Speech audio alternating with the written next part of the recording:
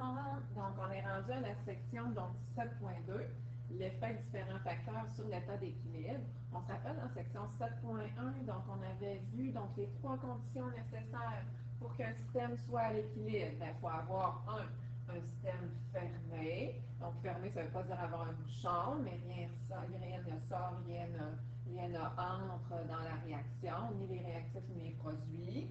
Ensuite de ça, donc, deuxièmement, il faut que les propriétés macroscopiques visibles à l'œil nu avec un appareil demeurent constantes. Donc, il ne faut pas que la température change, il ne faut pas que la pression change, il ne faut pas que la couleur change, donc rien d'apparent donc ne change. Puis, troisième et dernière condition, il faut avoir coexistence des réactifs et des produits.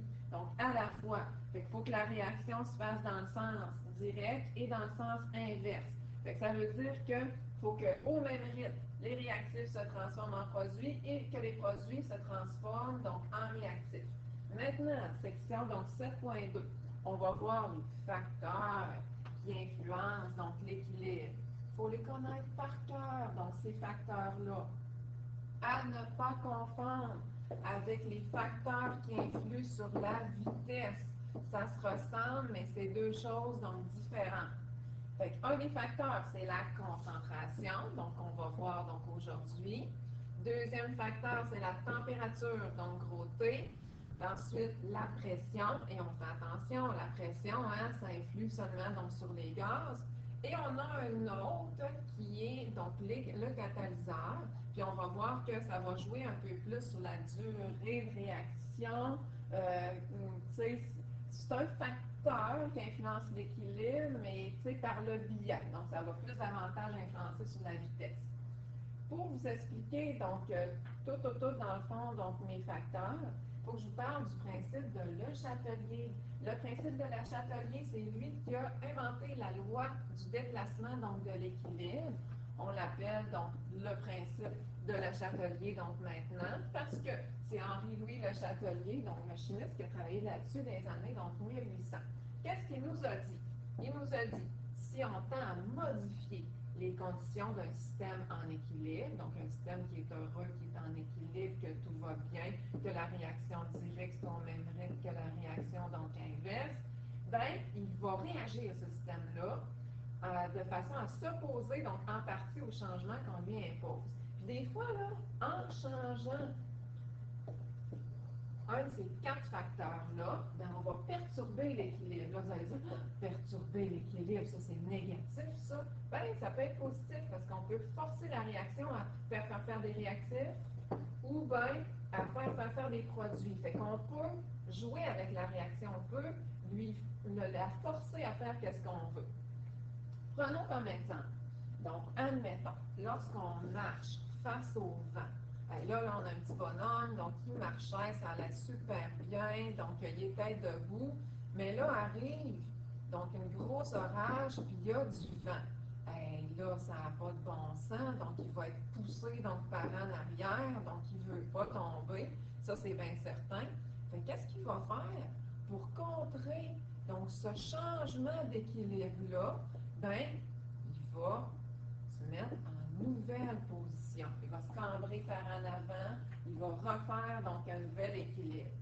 Dans le fond, comment le mécanisme du principe de La Chatelier fonctionne? C'est qu'au départ, on est heureux. On est donc à l'équilibre. Donc, comme mon petit flamant rose, admettons qu'il va se mettre à vanter donc sur lui. Il arrive une perturbation qui brise l'équilibre, un changement d'un des facteurs, finalement, qui ont en haut, change la concentration d'un des réactifs ou d'un des produits, un ou l'autre, ça marche. La température de tout le système, ou je change la pression, ou j'ajoute un catalyseur, j'ai une perturbation. Bien, c'est sûr que la réaction, elle va réagir pour regagner un nouvel équilibre. OK? Donc, elle va réagir, comme le petit bonhomme là, qui se penche, donc il réagit, et il va atteindre un nouvel équilibre. On s'entend-tu que la position du début et la position de la fin n'est pas pareille, là? C'est juste qu'un nouvel équilibre a été créé pour pas que... donc, il tombe, là, ça c'est sûr. Ça veut dire que je vais être capable, avec tout ce que je vais vous apprendre, de prédire dans quel sens que la réaction va se faire pour regagner l'équilibre. Comme là, ici, le petit bonhomme, ben, s'est penché par en avant. Si le vent aurait été par en arrière, ben, il serait penché un peu par en arrière. Fait que je vais être capable donc de prédire tout ça. On y va donc avec la concentration, le premier facteur. Donc, facteur numéro 1. Comme ça ici, qui est la concentration. C'est que les petits crochets, là, c'est la concentration. Tout ça est important, OK? Surtout la règle numéro 1. On nous dit qu'une augmentation de la concentration d'une des substances, ça veut dire d'un réactif ou d'un produit, donc d'un côté, déplace l'équilibre dans le sens allant de ce côté vers le côté où est-ce qu'il y en a moins. Fait que ça veut dire que tant qu'on ne modifie pas la concentration, tout est à l'équilibre. Mais lorsque je fais une variation de concentration, bien, le système doit s'adapter pour atteindre un nouvel équilibre. Fait que lorsque la concentration d'un réactif augmente, bien, la réaction va faire en sorte de transformer le surplus en notre eau. On va l'envoyer de l'autre bord. Puis lorsqu'on a une diminution de concentration, bien, le système va faire en sorte pour combler le manque. Donc, combler ce qu'il a perdu. Oh, là, je vous explique un peu mieux, là, ça va être plus facile. Fait que j'ai un système en équilibre, ici, dans mon exemple. Qu'est-ce qui me dit qu'il est en équilibre? C'est la double flèche. Là, je viens faire une perturbation. J'augmente la concentration du A. J'aurais pu augmenter la concentration du B, du C, du D, mais on a décidé d'augmenter la concentration du A. Là, nos réactifs, nos produits, ils étaient à l'équilibre, donc au départ. Là, ils se disent, bon, on en a trop, nous autres, les réactifs. Puis les produits, eux autres, ben, ils sont jaloux. Donc, ils se disent, ben là, t'en as plus que moi, fait que là, il va falloir vraiment que tu m'en donnes. Fait que les réactifs vont faire, ben, OK, on va t'en donner, jusqu'à temps que l'équilibre, donc, soit atteint, tout simplement. C'est comme si on avait une balance. Oh boy! Tentative de dessiner donc une balance. J'ai des petites balances, donc avec un plateau. Puis là, en mettant, là, ça c'est mes réactifs, ça c'est mes produits. Au départ, j'ai autant de réactifs que de produits. On va mettre des petits cubes. Là, vous me dites, ah, je rajoute des réactifs. J'en rajoute. Ben là, c'est sûr que le plateau, il va faire ça de même. Là, les réactifs vont faire, yo, j'en ai plus, mais les produits, eux autres, donc, ils vont pleurer, donc, des petites gouttes de larmes, ils vont vraiment avoir de la peine, fait qu'ils vont faire, hey, donne-nous-en, donc, un. Comme ça, ben, on va être égal. Fait que qu'est-ce que ça va faire? C'est qu'on va leur en donner un, il n'existe plus, puis l'équilibre, donc, va devenir, donc, égal, donc, pareil. Là, c'est sûr que, au départ, j'en avais 2 puis 2. À la fin, je me ramasse avec 3 puis 3 petits cubes. C'est-tu pareil qu'au début? Non, mais c'est égal, puis ils sont contents, tout le monde est content. Au niveau graphique, il y en a que ça va vous mêler, il y en a que ça va vous démêler, mais il faut comprendre un peu au niveau graphique comment ça fonctionne. C'est la même réaction que dans section donc 7.1. On a les réactifs qui se transforment en produits, puis les produits qui se transforment donc en réactifs. Puis là, ben, la réaction se fait dans les deux sens, puis là, on fait une perturbation. Fait qu'on va y aller avec donc, les réactifs. Donc, on a notre H2 puis notre I2. H2, I2, donc nos réactifs sont super contents. Donc, nos produits, le HI est content, sont à l'équilibre. Qui me dit que c'est à l'équilibre? Ben, c'est parce que la concentration de chacun ne change pas. Là, qu'est-ce qu'on va faire? On va faire une perturbation. On augmente la concentration de H2, fait qu'on ajoute donc du H2. Et merde. Fait que ça veut dire que ici, le H2, j'en ai plus. Là, les réactifs font « mon on en a trop », ou en tout cas, sont contents d'en avoir trop, mais les produits, donc, ne sont pas contents, ils disent hey, « donne-moi-en d'un petit peu ». Fait que c'est la réaction directe qui va être favorisée. Fait que ça veut dire que si la réaction est directe et favorisée, bien, c'est sûr que les réactifs vont réagir, donc il va en avoir de moins en moins.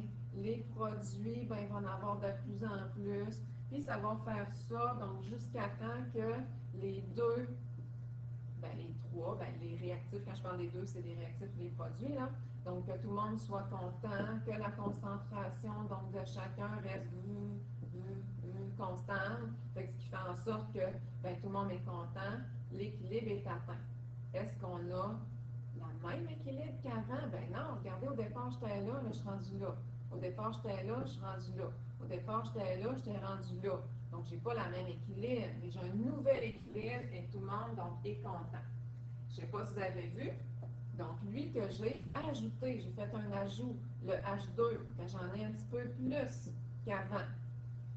Le HI, ben lui, c'est sûr qu'il a dû réagir avec le H2. Fait qu'il y en a un petit peu moins, tu sais, qu'avant, hein, c'est sûr, si on regarde l'axe des Y. Puis le produit, ben lui, il est content, il en a redonné, donc comparativement à avant, donc il y en a plus. Fait que là, moi, si je veux produire du HI, ben, je peux jouer avec la concentration de mes réactifs. Je sais que la réaction va s'en aller dans ce sens-là. C'est le contraire, donc si on retire donc du H2, donc c'est le même là, finalement, donc principe, tout simplement. Si on y va ici, on a un beau petit résumé, regardez bien, donc on y va avec ça. Qu'est-ce que ça fait? Donc il y en a des fois que ça les démêle de voir ça de cette manière-là, c'est vu différent un peu, c'est tiré de l'ancien cahier d'activité, mais dans votre nouveau cahier d'activité, il y a ce genre de flèche-là. Fait que j'augmente la concentration d'un, de deux ou de tous les réactifs. Bon. Fait que là, j'augmente la concentration des réactifs. Les réactifs, ben, ils font, voyons, j'en ai trop. Puis les produits, ils font, ben, voyons, pourrais-tu m'en donner, là, j'en ai pas assez, puis les pleurent. Fait qu'on l'envoie de l'autre côté. Fait que c'est la réaction directe qui est favorisée. Ici, donc, si j'augmente le produit, j'augmente les produits. Je peux aussi augmenter donc les produits. Les produits vont faire, au départ, j'étais à l'équilibre, hein, les produits vont faire j'en ai bien trop, les réactifs vont pleurer, hein, j'en ai pensé, t'en as plus que moi, nanana. Fait qu'il va leur en donner. Fait que ça veut dire que c'est la réaction inverse qui va être favorisée. Les produits vont se transformer en réactifs jusqu'à temps que les deux donc, soient corrects. Diminution, c'est le même principe donc pour la diminution. Si je diminue la concentration d'un ou de plusieurs ou de tout, donc les réactifs, bien là, je diminue, les réactifs vont faire ça, non, puis là, ils vont se mettre à pleurer. Les réactifs, ben, ils vont faire OK, d'abord, donc je vais t'en donner donc un petit peu. Fait que c'est la réaction inverse qui va être favorisée. Si, admettons qu'on retire donc un produit, vous voyez ça comme les balances à plateau, là, dans le fond. Je diminue la concentration de produit. Diminuer la concentration, c'est leur en enlever. Fait que les autres vont faire, tu m'as enlevé, je suis pas contente. Là, les réactifs pour éviter le chiolage, ils vont faire, OK, donne-moi-en donc un petit peu pour rétablir donc l'équilibre entre les deux. C'est la réaction directe qui va se faire. Fait qu'on se voit donc dans une autre petite vidéo pour voir ben, l'effet sur la température, donc le deuxième facteur, tout simplement. On sort.